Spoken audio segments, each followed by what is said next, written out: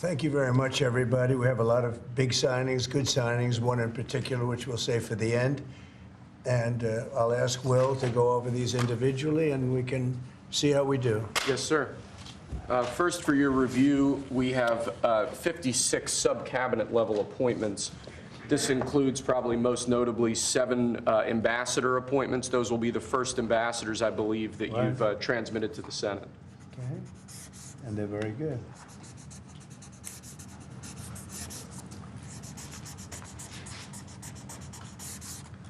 Okay. Thank you, sir.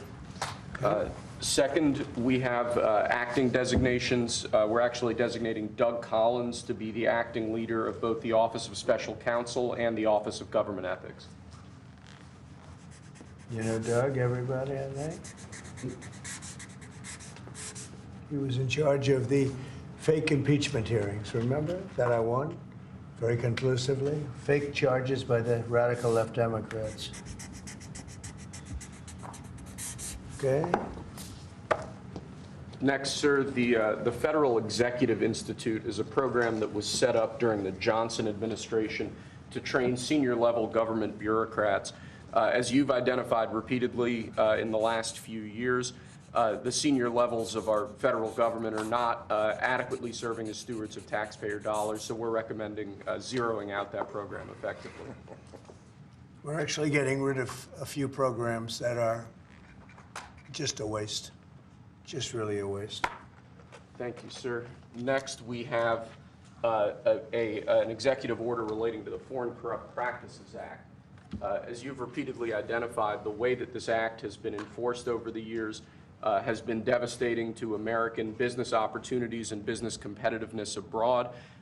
We are essentially ordering the Department of Justice to use its prosecutorial discretion in a way to ameliorate the negative effects of the Foreign Corrupt Practices Act, to allow Americans to do business abroad, and to allow our foreign partners to do business with Americans without fearing unjust prosecution. And for those of you that know this, it turned out to be, it sounds good on paper, but in practicality, it's a disaster. It means that if an American goes over to a foreign country and starts doing business over there legally, legitimately, or otherwise, it's almost a guaranteed investigation, indictment, and nobody wants to do business with the Americans because of it. Nobody wants to do business. They say, look, we can deal with China, they can do whatever they want. We can deal with Russia, we can deal with anybody, and we have a normal life. You deal with America, the FBI gets over there. They don't investigate death and murders on the street in New York and Los Angeles. They go over and investigate a business guy trying to do business. So it made it very, very hard from a practical standpoint to make deals. They want to deal with the Americans, but they don't want to be under investigation every time they speak to an American, every time an American makes a phone call to somebody in a different country. It's a disaster for this country. And I guess it was a Jimmy Carter concept, and it sounds so good, but it's so bad. It hurts the country, and many, many deals are unable to be made because of it. Nobody wants to do business because they don't want to feel like every time they pick up a phone, they're going to jail. So we'll sign this, and it takes courage to sign it because you only get bad publicity when you sign it. It sounds so nice, the title is so lovely, but it's an absolutely horror show for America. So we're signing it because that's what we have to do to make it good.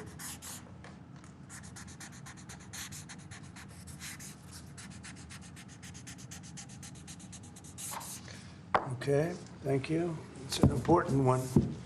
It's going to mean a lot more business for America. Okay. Thank you, sir. Next, this is an executive order relating to the use of paper straws. As you've consistently identified, nobody really likes paper straws. #1 trending. Can you believe it? A paper straw was #1 trending for 3 days or something. The environmental impact of plastic straws versus paper straws is entirely unclear. This has cost both the government and private industry an absolute ton of money and left consumers all over the country wildly dissatisfied with their straws. So we're asking aspects of the federal government, federal departments and agencies to look at their existing procurement processes and we're asking your Domestic Policy Council to look holistically at this issue to address it, and it really is something that affects ordinary Americans in their everyday lives. We're going back to plastic straws. These things don't work. I've had them many times, and on occasion they break, they explode. If something's hot, they don't last very long, like a matter of minutes, sometimes a matter of seconds. It's a ridiculous situation. So we're going back to plastic straws. I think it's okay.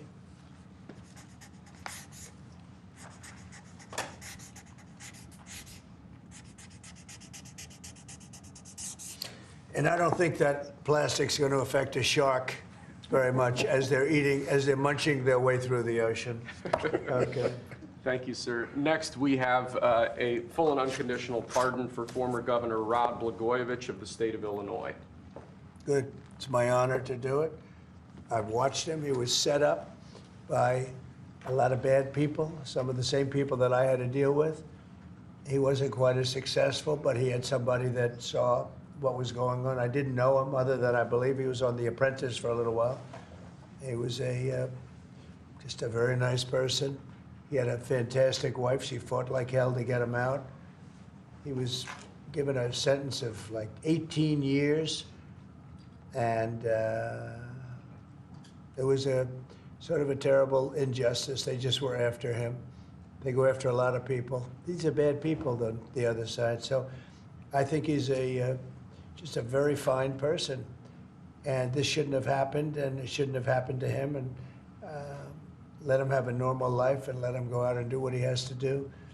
So I'm signing this as a full pardon. Rod Blagojevich. Mr. President, are you considering him for ambassador to Serbia? No, but I would. I mean, he's now cleaner than anybody in this room. He got a pardon. He's cleaner than anybody in the room. Okay. Thank you, sir. Next, in 2018, you imposed ad valorem duties, tariffs on imports of steel at a 25% rate. Since that time, a large number of exclusions and exceptions to that tariff rule have been implemented. Because of the damage to the United States steel industry that those exceptions and exclusions have imposed, we're now, this order would reimpose that 25% ad valorem tariff rate on imports of steel, and it's presented for your signature now. Okay. Do you understand what that means? It's a big deal. It's a big deal. This is the beginning of making America rich again.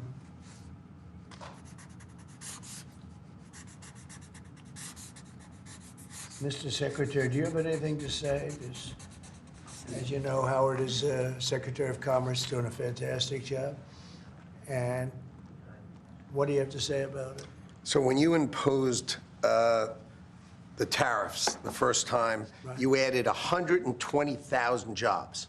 And since that time, it's been picked away and nicked away and excluded away, and we've lost 107,000 jobs. And remember, these aren't just general jobs. These are steel workers in America, and now you're going to bring them back. You're going to bring those 120,000 jobs back to America. You are the president who's standing up for the American steel worker, and I am just tremendously impressed and delighted to stand next to you.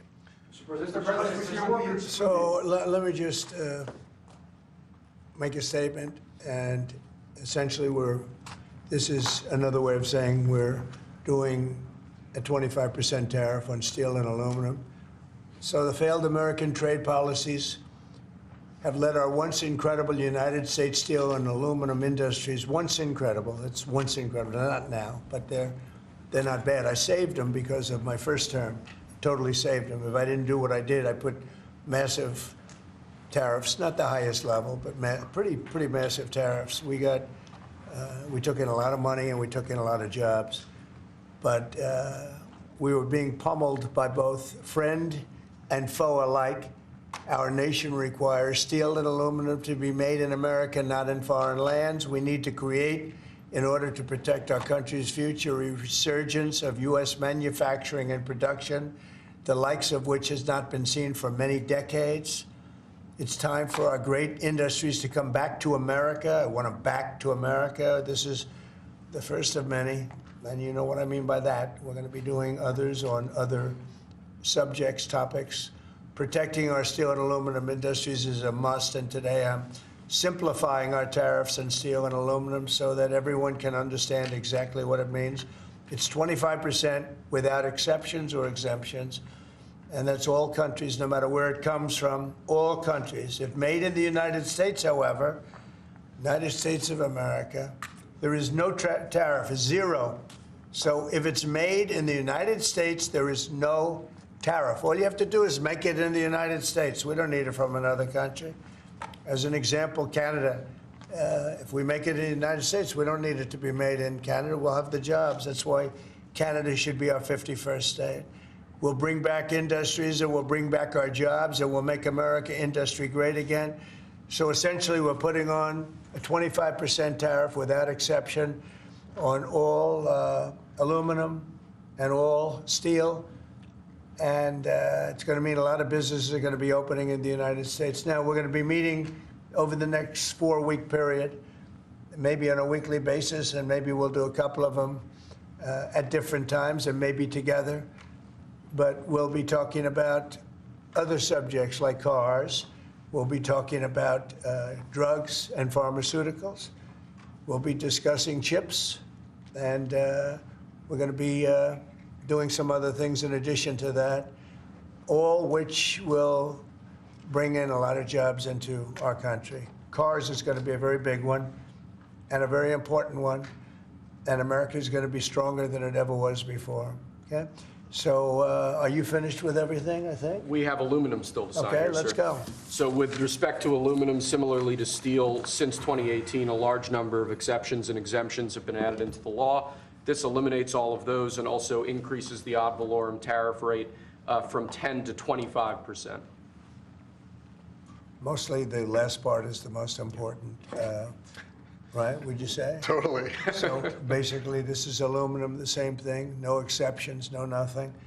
And it's going to bring our aluminum business back and may go higher. I mean, frankly, it may go higher. And we're going to also be talking about we're going to be talking about things over the next 3 weeks that I think will be amazing for our country, amazing for our jobs, and will bring us to a new level of prosperity.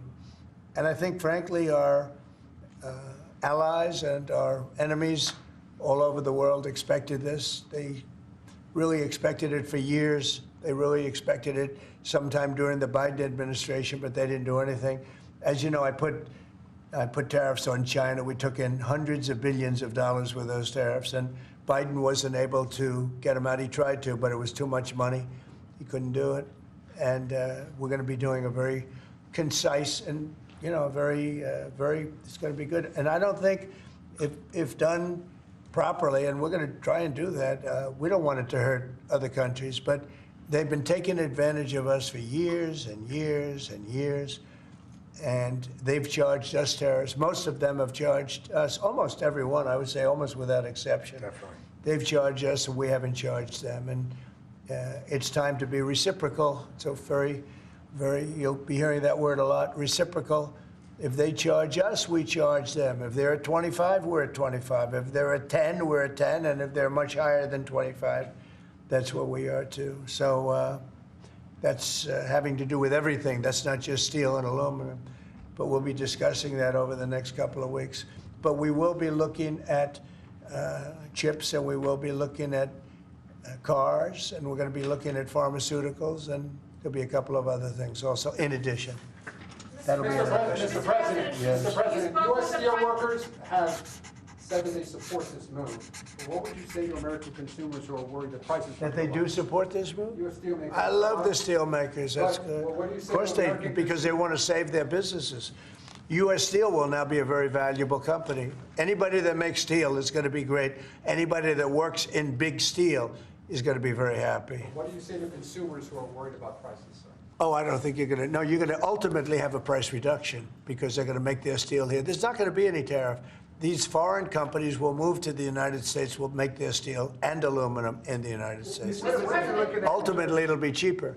But we'll also have jobs, many, many more jobs. Sir, what are you looking at in terms of tariffs on cars and chips? Well, we're looking at numbers, and we'll be coming up with a number, but we make some of the finest cars in the world, and some companies prohibit us from selling those cars in their countries. But they sell us cars, they send cars to us, and we don't do that. We charge nothing or 2.5%, and they'll be charging 100%. They'll be charging much more than that if you look at some of them. So I think those days are over. But we'll be announcing on other things, such as cars. We got some other things we'll be doing. But the biggest thing is reciprocal. We want tariffs to be fair. If they charge us, we charge them. Tomorrow, the reciprocal tariffs? We'll be doing reciprocal over the next, I would say, 2 days, don't you think? 2 days, yeah, maybe. Mr. President, the Australian Prime Minister has said that you are considering an exemption from Australia on steel. Is that correct? And why? I just spoke to him, very fine man, and he has a surplus. I mean, we have a surplus with Australia, one of the few. And the reason is they buy a lot of airplanes. They are rather far away, and they need lots of airplanes. And we actually have a surplus. It's one of the only countries which we do. And I told him that that's something that we will give great consideration to. And would you consider one for the UK as well? Well, we have a huge deficit with the UK. Big difference. You don't have a deficit with Argentina. Is that country also going to be excluded? We have a deficit with a little deficit with Argentina.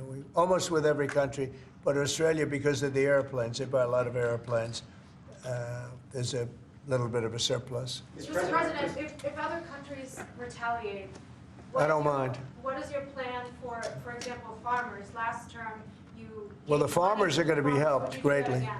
Yeah, the farmers are going to be helped greatly because they're not going to be dumping everything into our country. This will be a great bill for farmers. And in terms of retaliation, if they retaliate, it's, as I said, it's reciprocal. So if they raise it a little bit, then we raise it automatically. So I don't think it helps for them to retaliate.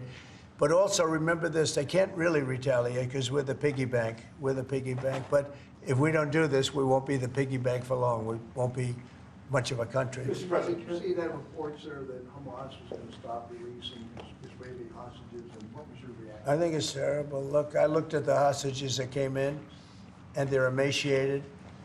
It looked like something out of the 1930s. It's an absolute disgrace. And I think they saw the way the world viewed it, and they're looking for a reason not to send more because they're all, you take a look at that, it looks like it was a concentration camp, which essentially it was. It looks like they came out of the Holocaust. And what a sad thing. One of them was a young man, good-looking guy, a little bit heavier than perhaps he could have been, and now he looks like he's not even recognizable. Not even Is recognizable. the ceasefire deal at risk of falling apart? Look, I can tell you that those people have been badly hurt, both mentally and physically. I'm talking about the young women that came out also previously.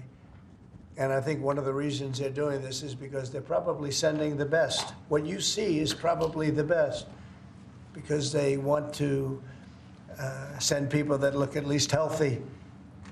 And that's not healthy. These people have been badly hurt. They've been interviewed by our representatives. They've been interviewed by Israeli representatives, and they're really hurting. They are really hurting mentally and physically. And I think Hamas is looking at that and saying, well, it's not going to get much better than that because they probably send out their best as a representative, and they've got more to send out, and they probably feel that they can't do that because it's not going to make them look very good. Is the ceasefire delay that, sir? Should the ceasefire then be off? Well, I would say this, and I'm going to let that because that's Israel's decision, but as far as I'm concerned, if all of the hostages aren't returned by Saturday at 12 o'clock, I think it's an appropriate time. I would say cancel it and all bets are off and let hell break out. I'd say they ought to be returned by 12 o'clock on Saturday, and if they're not returned, all of them, not in drips and drabs, not 2 and 1 and 3 and 4 and 2. Saturday at 12 o'clock, and after that, I would say all hell is going to break out. And I don't think they're going to do it. I think a lot of them are dead. I think a lot of the hostages are dead. I think it's a great human tragedy what's happened, how people can be that mean to do. I mean, the one guy was laughing when a hostage, he thought his family was alive, found out the family was dead, and his captor, so to speak, started laughing because he thought it was so funny. You know, this is a different group of people. No, I would say Saturday at 12, we want them all back. I'm speaking for myself. Israel can override it, but from myself, Saturday at 12 o'clock, and if they're not here, all hell is going to break out. Mr. President, the Palestinians in the West Bank. Mr. President, in an interview this weekend, you said that Palestinians would not be guaranteed the right to return to Gaza if the U.S. were to develop it. What did you mean by that? And under We've spoken to a lot of Palestinians. They would love to leave Gaza if they could find a place to be. And I've spoken to various leaders of various countries in the not so, distant area from where we're talking about, the Gaza Strip. And I think they were very positive about providing land. What we need is land. And if we could build a nice place for people to live safely, everybody in Gaza would do it. They've been persecuted, they've been spit on, they've been treated like trash, and they would love to get out of Gaza. But until now, they never had an alternative. Now they have an alternative. And as far as Hamas is concerned, you're seeing the real Hamas now with the hostages. Mr. President, what if they Yeah. don't meet? on Gaza, you have the... Who are you, from where? The Wall Street Journal, sir. Yeah, that's what I The Jordanian leader is coming in to see you. Yeah. Folks in Jordan have expressed Tomorrow. opposition to taking in more Gazans, more Palestinians. How are you going to convince him to do otherwise? I think he'll take. I mean, I do think he'll take, and I think other countries will take also. They have good hearts. I think they'll take. But what about the Palestinians who just won't leave? Our team has spoken to many in Gaza. They're all going to They say leave when they have a place that's a better alternative. When they have a nice place that's safe, they're all going to leave. It's a hellhole right now. But how are you so sure? Would the U.S. force them to leave? You're going to see that they're all going to want to leave. Mr. President, when it comes to Saturday at noon, there's an American hostage who's still being held by Hamas right now. Are you worried about Look, who knows? Are they alive? Are they not alive? But I saw the condition. When I saw the condition of the last ones that came out, and the women too, everybody. The one woman had her hand blown off because she was trying to stop a bullet being fired at her, okay? What kind of a situation is that? You saw her. I just think it's time to either you release everybody. They're not going to be alive right now, based on what I saw over the last 2 days. They're not going to be alive for long. Saturday at 12 o'clock, and after that, it's going to be a different ballgame. Mr. President, when you say all hell is going to break loose, are you speaking about retaliation from You'll Israel? find out, and they'll find out too. Hamas will find out what I mean. Mr. President, with their They're going to find out what I mean. These are sick people, and they'll find out what I mean Saturday at 12 o'clock. But no involvement How from about the U.S. Palestinians from the West Bank? Are they going to be relocated too? What's your Well, position right on the now, West no. Bank? Right now, they're there, and I assume they want to remain there. It's different. They're there. It's never been like what we're talking about with the Gaza Strip. So they're going to continue there? You have No, I have no plans there. Mr. President, regarding the Consumer Financial Protection Bureau, Democrats, including Elizabeth Warren, have said that by freezing it, it's giving big banks and giant corporations the green light to scam Yeah, families. Your response? Pocahontas, the faker. That was set up to destroy people. She used that as her little personal agency to go around and destroy people. And she's a fake.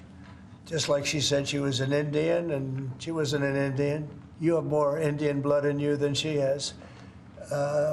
She went to college based on the fact that she was an Indian. She got jobs based on the fact that she was an Indian. She's a fake. That was set up to destroy some very good people, and it worked. I mean, it worked. A lot of great people. I'll tell you, before I ever heard the term, people would come up to me in the Midwest and areas that say, Sir, I'm being destroyed by them. They use that to destroy people. She's a nasty woman. She's a really nasty woman, despite her phony beer commercial.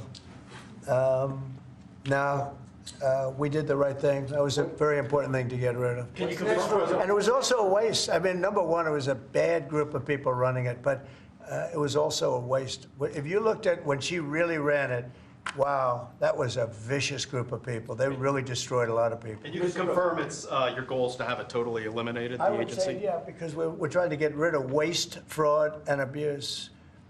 What's next? And didn't I hear that somebody made like $38 million or something running a little agency? What was her name? What was her name, and what did she do, and what was that all about, all the money that she made? Does anybody know? Are you Okay. gonna talk- Yeah, Brian, go are you gonna ahead. talk- Good to see you. The latest CBS poll has your approval ratings at an all-time high, despite all these controversial subjects and executive orders that you're doing. Want to get your thoughts on that, how you've really connected to mainstream America. Yeah, I have high approval ratings because I'm using common sense, whether it's getting men out of women's sports. I mean, have you seen what goes on with the boxers and with the weightlifters and with the swimmers and everything? It's so ridiculous. And I think it's a 90% issue. And, the amazing thing, the Democrats are still fighting for it. It's crazy. It's crazy. I think we should go to Congress also, have that cemented and, make it indelible. But it's, to me, it's all common sense. Who wants an open border where prisons are dumped into our country, where prisoners are led into our country, many of whom are murderers, many of whom murdered far more than one person, and they're now roaming our country? Who wants that? I mean, it's terrible. Steve, I'd like you to say a couple of words about it. Yes, well, as you know, Mr. President, since you issued your day one executive orders, border crossings are down approximately 95%. You talk to agents on the line, in their entire careers, they've never seen crossing days as low as what they're experiencing right now. The cartels, in fact, are enormously frustrated because they've never seen a clampdown like this before in American history. There are people who were working at Border Patrol back when it was at INS in the 80s and 90s. They've never seen a day like this. That's because you've mobilized the 10th Mounted Division, the Marines, the entire U.S. military. They're erecting physical miles of barrier, temporary and ultimately permanent, every single day. You have all of your border agents pushed to the front line. They're not doing the humanitarian processing, quote unquote, that Biden was doing. They're doing law enforcement and national security. They're interdicting weapons and drugs. They're interdicting violent, high-threat criminals. And the U.S. military is repatriating illegal immigrants at a pace and a skill that has never occurred before in American history. And those who are committing human trafficking and child trafficking are being prosecuted for felony offenses, and they'll be doing hard time in jail. There's never been a lockdown like what you have implemented through your orders and vision since you took the oath of office. What's your thoughts on DOGE? Wednesday at 10 a.m. They're having their first subcommittee focus on the fraud in Medicare. Yeah, before I discuss that, I just want to add to what Steve said. And we want people to come into our country, but we want them to come in legally. They have to go through a process. And we have to know that they haven't killed 9 people, or they haven't killed, like in one case, five people. And they're out on the loose, and we're all looking for that particular individual. This was all led in by Biden and the group of stupid people, bad people and stupid people. Some are bad, some are stupid, some are both. But I'll tell you what they've done to this country. But we're cleaning it up.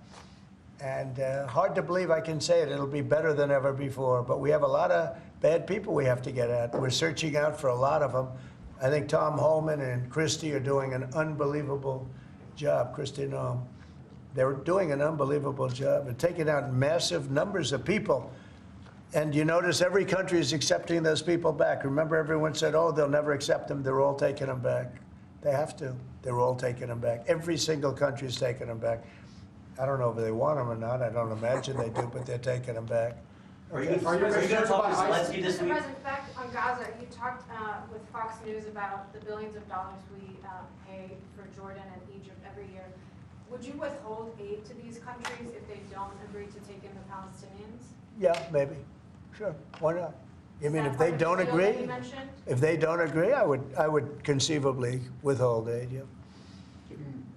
Are you going to talk to Prime Minister Netanyahu about the Saturday deadline? Sure. I mean, it's just my deadline, but they may change it. But I think it's, I've seen too many people come out. They look like Holocaust victims from many years ago. I've never seen anything like it. I didn't think this could happen in this world today. You know, we think we have a civilized world. It's not civil. These are bad people we're dealing with. So that would be my suggestion. And he can open it up or not open it up, but that would be my. Do you have anything to say about that? Your commerce, but you have a lot to say from the standpoint of your faith and your religion. Go ahead. So it's amazing that 4 years of nothing, and then you come in and you immediately start to move the needle. You have hostages coming out. You send Steve Witkoff, who's done an amazing job for you. You're changing the Middle East. You're supporting your ally, Israel. And I, for one, can't be more impressed with the outcomes that you have driven. And choosing this Saturday to save people's lives or just be done with it seems like just the right choice. But I think it's time to come up with a date. It's Totally. What are we going to do? Keep every week 2 people, 3 people? No, I don't think you can do that anymore. These are very seriously endangered people. These are endangered people. I don't think they're going to last very long. Mr. President, You know, the people that came out yesterday, they wouldn't last very long. were you ruling out any U.S. involvement in whatever happens after this deadline? We'll see what happens. We'll just see what happens. Will you talk with Zelensky this week, sir? Yeah, probably. By telephone, what's your message? He wants to make a deal. Let's see. We'll see. We're dealing with him, and I think they both want to make a deal, but we'll have to see. It's got to be done. What is Zelensky? Would have never happened if I were president. This would never have happened. Millions of people are dead. What will Zelensky have to give up, if anything? We'll talk about that later because Your reaction to a judge today continuing a pause on the buyout program for federal workers? well, I don't know how you can lose a case like that. We're talking about people, you know, everybody. I got elected on making government better, more efficient, and smaller. And that's what we're doing. And I think it was a very generous buyout, actually. Also, if people don't show up to work, we have a right to fire them. And they have an option. They can show up to work or not. If they don't want to show up to work, then let them work. Because then the next step is, have you worked before? Have you worked during this time that you're supposed to be working? You'll find many of those people, in my opinion, have had other jobs, even though they're collecting money from the federal government. Many have had, in my opinion, other jobs. And if they did, that's a big problem. If the buyouts are blocked in court, will you instead pursue layoffs in federal departments? I don't know how they can do. This is free will. This is a buyout where people, you know, they were offered a good deal. Many people have taken that, as you know. But, you know, many of those people, and we talk about reporting to work, right? I happen to be a believer that you have to go to work. I don't think you can work from a home. I don't know. It's like there's a whole big, oh, you can work from home. Nobody's going to work from home. They're going to be going out. They're going to play tennis. They're going to play golf. They're going to do a lot of things. They're not working. It's a rare person that's going to work. You might work 10% of the time, maybe 20%. I don't think you're going to work a lot more than that. And I think they have an obligation to work. And they have an obligation not to have a second job when they're supposed to be working for the federal government. You're going to find that a lot of these people had second jobs. Instead of working they'll be collecting a federal government check, and they'll be working 2 jobs. And that's big trouble for them. You've said a lot about South Africa in the last 2 weeks. Yeah. It's hosting the G20 summit this year. Are you planning to attend this, or are you skipping it and telling your cabinet to not? Well, we'll see what happens, but the South African situation is very, very dangerous and very bad for a lot of people. There's tremendously bad things going on, including the confiscation of property, and worse, much worse than that. You know what I'm talking about. And we're not making any payment until we find out what's going on in South Africa. Yes, please. What's next for General Kellogg going to Ukraine this week, sir, or soon? Yeah, he is. Keith Kellogg. General Kellogg is an excellent guy, and he's spending time doing various things. We have numerous people working on numerous different problems. You know, when I left office, wasn't long ago, a little more than 4 years ago, we had no wars, we didn't have problems. Now we got the whole world is blowing up, but we'll put out the fires. You've been talking to Vladimir Putin. Are you trying to set up a meeting with him Well, I can't tell you what I'm talking about, but we are talking as a group also. I think I'd like to make a deal, but it takes two to tango. And so, I mean, you can't give us any more clarity on whether you personally have spoken to. I don't want to talk about it, no. I don't want to talk about it. It's not going to help you to know, but we would like to get a deal done if possible, only because, in my case, save lives. You know, we're much further away. Remember, we have an ocean separating. They don't. Europe should be paying what we're paying, and Europe has done it more in the form of a loan than with us. We just give it. You know, Biden gives it because he's not a smart individual, not a very smart individual. We have people over there today who are making a deal that as we give money, we get minerals and we get oil and we get all sorts of things, because why are we doing this? And all this money, we're in for maybe 350 billion, and Europe's in for 100 billion. And Europe's in really as a form of a loan. In theory, they get that money back. In theory, they get interest on their money. It's a whole different ballgame. And Biden is the one that started doing this. Every time Zelensky came here, he walked away with $60 to $100 billion. I think he's one of the greatest salesmen who have ever lived, by the way. Can you discuss your intentions with the Kennedy Center, which you're now board chair of? So we took over the Kennedy Center. We didn't like what they were showing and various other things. And I had a lot of the board members already, as you know, and we have some that will be replaced. But we have, I guess, a whole new group of people going in. I have Rick Grinnell, who's got some experience in that world. He's very good. Going to be handling it on a temporary basis. I think he'll do a great job, but we're going to get some great professionals. I'm going to be chairman of it, and we're going to make sure that it's good and it's not going to be woke. There's no more woke in this country. This woke has cost us a fortune and cost us our reputation, but the reputation's coming back very, very rapidly. Thank you very much, everybody. Thank you. The penny, guys. The penny is gone. Go, penny's gone. Is the nickel next? What about the dime? What about anything? Good luck. The penny is gone. Your message to The penny cost this government a lot of money. Thank you.